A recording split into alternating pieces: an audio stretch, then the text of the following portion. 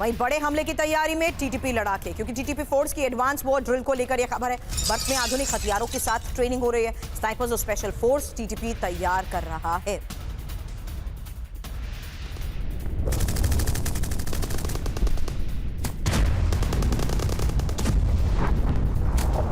बेल्जर इन तस्वीरों के साथ टीटीपी की इस बड़ी तैयारी और ये संकेत क्या है, इसको लेकर आपसे सवाल करूंगी। उससे पहले ये तस्वीरें टीटीपी फोर्स की एडवांस वॉर ड्रिल, जहां बर्फ में आधुनिक हथियारों के साथ ये ट्रेनिंग कैसे हो रही है, देखिए तस्वीरें। स्नाइपर स्पेशल फोर्स टीटीपी तैयार कर रहा है। बेल्जर, अब टीटीपी किस लेवल तक और आगे बढ़ सकता है, क्योंकि ये इंटरमिटेंट अटैक्स जिस तरीके से हो रहे हैं, there is no end to this also sir. Surabhi ji, बहुत ही अच्छा प्रश्न है। सबसे पहले कहूंगा कि जो 2025 था, डेडलीस्ट ईयर था पाकिस्तान आर्मी के लिए। 3,967 लोग मारे गए थे, जिसमें से 17 से 1800 के करीब जो थे वो पाकिस्तान आर्मी के या पाकिस्तान सिक्योरिटी फोर्सेस के पर्सनल थे। और दूसरी इंपॉर्टेंट चीज आ जाती है, 96% जो हमले थे वो ज्यादातर खैबर पख्तूनवा और बलूचिस्तान के अंदर हुए। तीसरी चीज है कि आज पाकिस्तान आर्मी अमेरिकन फोर्सेस के साथ काउंटर टेररिज्म ऑपरेशंस की प्रैक्टिस कर रही है। चौथी इंपॉर्टेंट चीज है, पाकिस्तान आर्मी ने तीरा वैली को खाली करने के लिए बोल दिया है, क्योंकि उनको बहुत बड़ा हमला दिख रहा है इस समय तहरीके तालिबान पाकिस्तान और तालिबान फोर्सेस से खैबर पख्तूनवा के अंदर। और सबसे पहले अगर आपको याद हो तो JF-17 से उन्होंने बॉम्ब्स गिराए थे तीरा वैली के अंदर, कुछ गांव के अंदर, जिससे काफी 36 के करीब लोग मारे गए थे। तो कहीं ना कहीं इस समय पाकिस्तान आर्मी पूरा का पूरा प्रेशर के अंदर है दो जगह पे, खैबर पख्तूनवा में जिसके अंदर बन्नू, बजौर, खैबर और के दूसरे इलाके जैसे कि नॉर्थ वजीरिस्तान, साउथ वजीरिस्तान, डेरा इस्माइल खान और टीरा वैली, ये जगहों पे बहुत प्रेशर के अंदर है। हालांकि जो मेजर सिटीज है पाकिस्तान आर्मी के कंट्रोल में है, बट जो रूरल एरियाज है वहां पे रिट जो है इस समय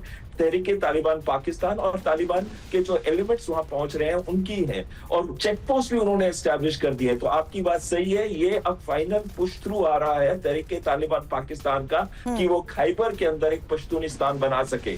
और सर, खैबर पख्तूनवा की आप बार-बार जिस तरीके से बात कर रहे हैं, भीषण मुठभेड़ की एक तस्वीर है सर। ये टीटीपी का पाकिस्तानी सेना पर हमला बताया जा रहा है, जहां टीटीपी और सेना की झड़प में बड़े नुकसान का दावा भी किया गया। एक और बड़ी खबर इसी फ्रंट से, जहां साफ है कि किस तरीके से अब खैबर पख्तूनवा में लगातार विध्वंसक हमलों को अंजाम दिया जा रहा है। बड़े हमले की तैयारी में टीटीपी लड़ाके हैं। अब टीटीपी का पाकिस्तानी सेना पर हमला, ये देखिए तस्वीर।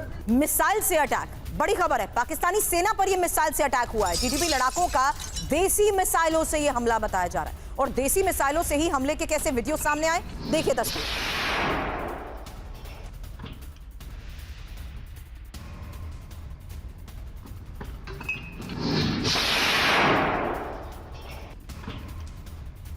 अब बलूचिस्तान में पाकिस्तानी फौज पर विध्वंसक हमला। खारन इलाके में बलूच विद्रोहियों का यह अटैक है। बलूच विद्रोहियों के हमले में पाकिस्तानी फौज को कैसे भारी नुकसान पहुंचा, देखिए तस्वीर। पाकिस्तानी सेना से विद्रोहियों ने हथियार छीन लिए।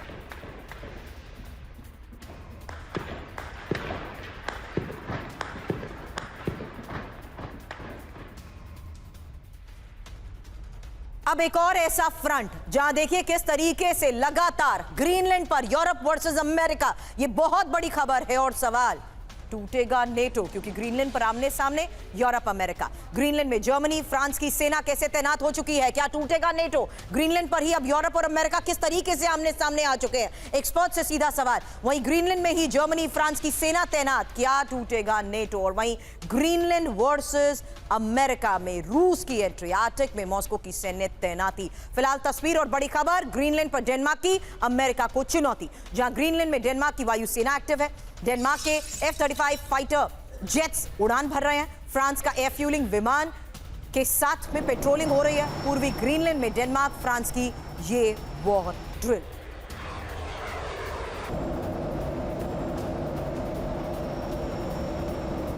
और जो बात अभी आपने सुनी, ग्रीनलैंड पर नेटो वर्सेस अमेरिका, क्यों? क्योंकि ग्रीनलैंड पहुंची है जर्मनी की सैन्य टुकड़ी। ग्रीनलैंड में टोही अभियान के लिए जर्मन सैनिक तैनात हुए हैं। अमेरिका की चेतावनी के बावजूद ग्रीनलैंड में एक्टिव है नेटो देशों की सेना।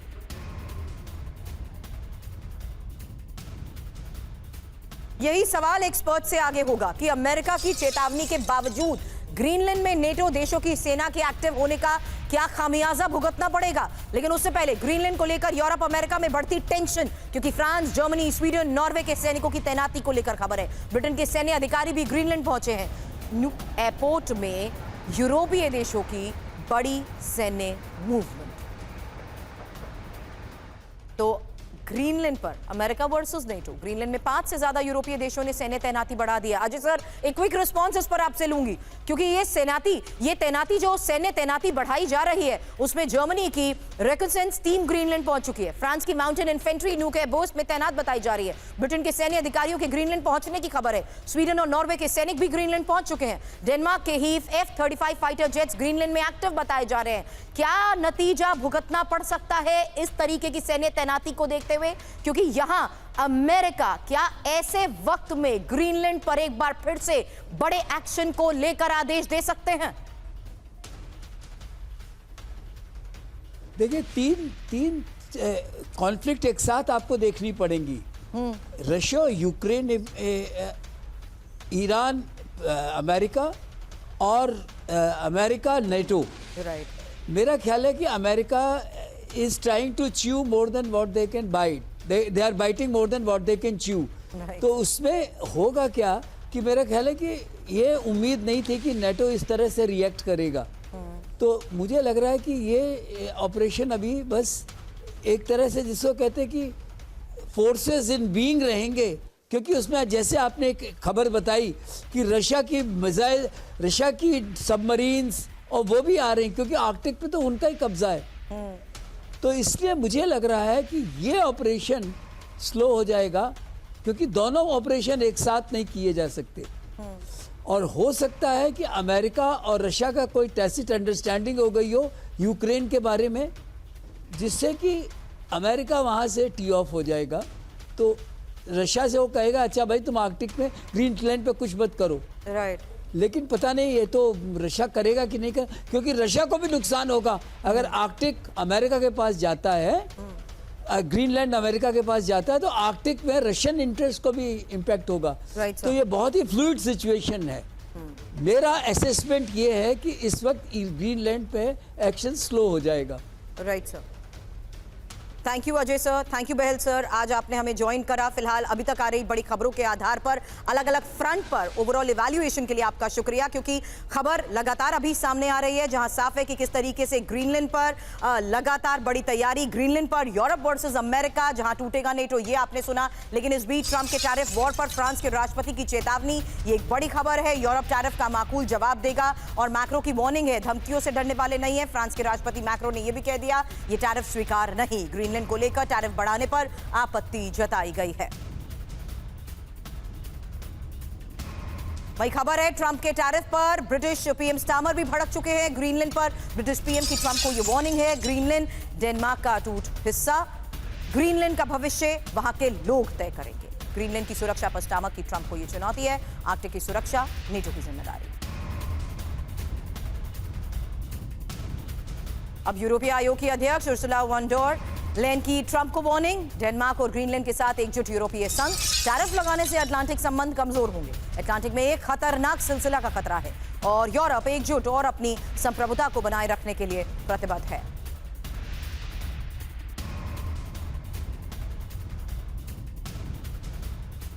फिलहाल बड़ी खबर यही है कि ग्रीनलैंड पर अमेरिका और यूरोप में तनाव चरम पर है और अमेरिका ने अब 8 यूरोपीय देशों पर टैरिफ भी बढ़ा दिया है। ट्रंप ने यूरोपीय देशों पर 10% टैरिफ बढ़ाया, ग्रीनलैंड से समझौता होने तक ट्रंप का टैरिफ लागू। और उसी को लेकर इमैनुअल मैक्रों के साथ साथ स्टामर का ये बयान।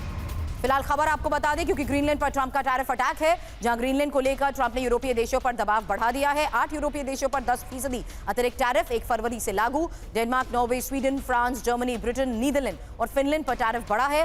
ग्रीनलैंड से समझौता नहीं होने पर 1 जून 2026 से 25% टैरिफ, जबकि ट्रंप की यह चेतावनी कि डेनमार्क के कुछ वापस देने का वक्त आ गया है।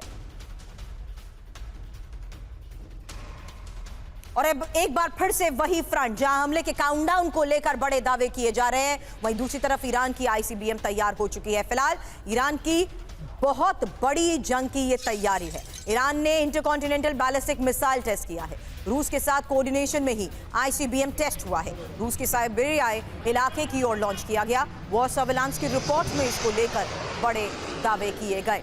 तो फिलहाल ये दावे क्या है, क्योंकि ये ईरान का आईसीबीएम टेस्ट अमेरिका को चेतावनी। बढ़ते तनाव के बीच ईरान ने मिसाइल शक्ति बढ़ाई है। ईरान ने इंटरकॉन्टिनेंटल बैलिस्टिक मिसाइल का टेस्ट किया है। IRGC ने कामयाब मिसाइल परीक्षण का दावा किया है। 10,000 किलोमीटर से ज्यादा रेंज होने का दावा किया जा रहा है रिपोर्ट में। वहीं रूस के साथ मिलकर ईरान का ये ICBM टेस्ट। मिसाइल परीक्षण में रूस के एयर स्पेस का इस्तेमाल, रूस के साइबेरियाई इलाके की ओर लॉन्च।